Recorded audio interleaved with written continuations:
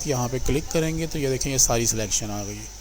अब इस सिलेक्शन को कंट्रोल शिफ्ट आई करके यानी कि रिवर्स सिलेक्शन करके, तो ये जनाब हमारे पास था यहाँ पर, ये इसका नाम बदल गया आप शायद अपने आप ही, तो इसको मैंने डिलीट किया।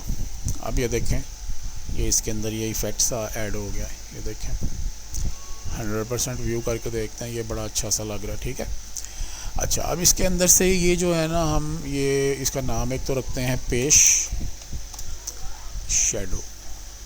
ठीक है जी, नेक्स्ट हम दोबारा चलते हैं जी इसके अंदर।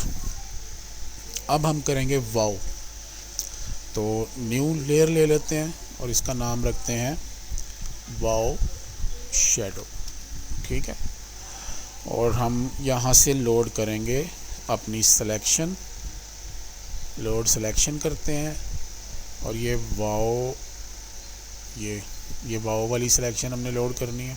ये देखें यहाँ पर ये वाओ वाली सिलेक्शन आ गई है। ठीक है जी, इसको ज़रा जूम कर लेते हैं, यहाँ 100% व्यू पे देख लें, ये भी ठीक है इस तरह भी। अच्छा हम वही ब्रश अपना ले लेते हैं, इसको थोड़ा बड़ा करते हैं और यहाँ पर हम ये ब्रश को, ये स्ट्रोक हमने लगा ली। ठीक है जी, अब ये देखना है कि यहाँ पे किस जगह पर हमें ये डार्कनेस चाहिए, तो यहाँ पर हमें ये डार्कनेस, क्योंकि ये हमारी ये देखें ना, ये हमारा ये वाला एरिया डार्क आएगा। ठीक है ना, तो इसको हम फिर से बी प्रेस करके हम ब्रश यूज़ करते हैं, ये देखें। अब यहाँ पर